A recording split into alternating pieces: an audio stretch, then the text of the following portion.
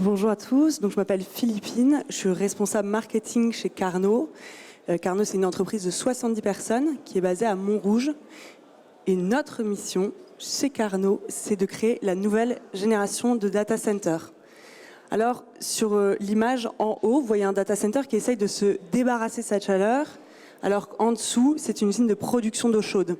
Donc ça ne vous parle peut-être pas tellement, mais là, on est face à une incohérence totale, où les premiers essayent de se débarrasser de la chaleur que les seconds essayent de produire. Or, les études, elles montrent que d'ici 2030, 20% de l'électricité mondiale, elle sera allouée aux infrastructures numériques. Et chez Carnot, on pense que ça ne se fera pas en trouvant toujours plus d'énergie, aussi verte soit-elle, mais bien en créant des nouvelles manières de consommer de l'énergie. Alors, comment on a fait ça?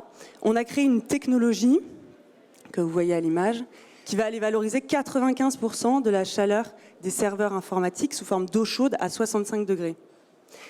Plutôt que d'aller concentrer les serveurs dans les data centers, Carnot va les dispatcher dans la ville, aux endroits où on a besoin de cette chaleur. Et notre approche, ça va permettre de réduire de plus de 50% les coûts et l'énergie, de plus de 50%, et ça va réduire l'empreinte carbone de plus de 80%.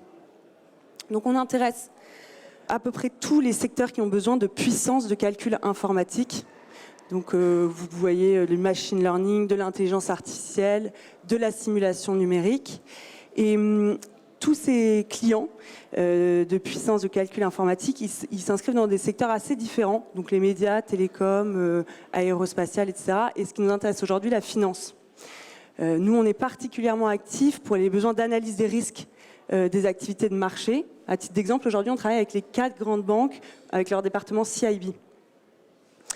Et puis, pour chacun de nos clients, on va fournir une mesure de l'empreinte carbone qu'on a appelée Carbon Fact. C'est une méthodologie que vous pouvez aller voir sur notre site.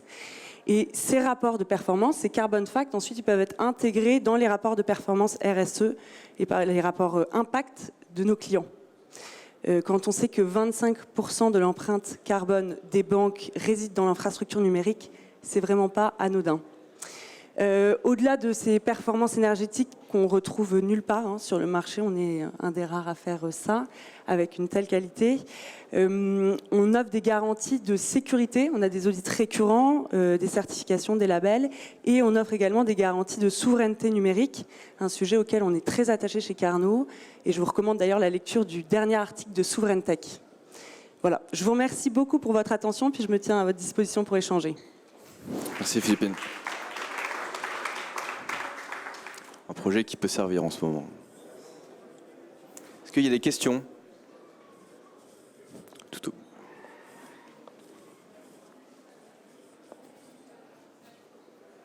Le projet est très séduisant en effet. Juste, est-ce que vous pourriez élaborer un tout petit peu plus sur la manière dont c'est fait au sens technique du terme, la reprise de la chaleur et la distribution dans des circuits qui en ont besoin? Donc la question, c'est comment est-ce qu'on fait techniquement pour récupérer cette chaleur et comment ça se passe.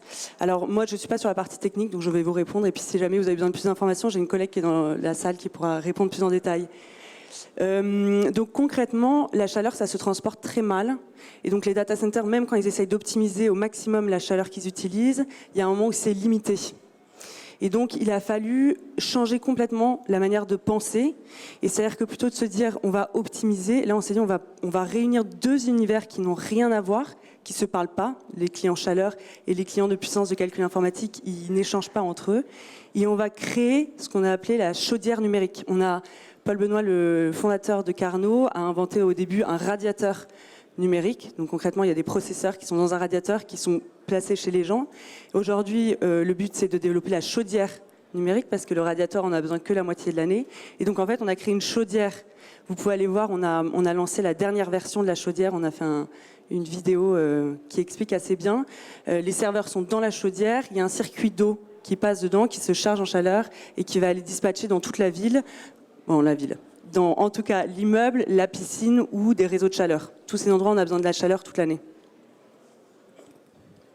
J'ai une question sur les produits que vous avez côté cloud et infrastructure. Vous parlez de puissance de calcul, mais est-ce qu'il y a d'autres produits chez Carnot ou Et une autre question également sur les clients sont souvent multi-cloud. Est-ce qu'il y a de l'interopérabilité avec Carnot ?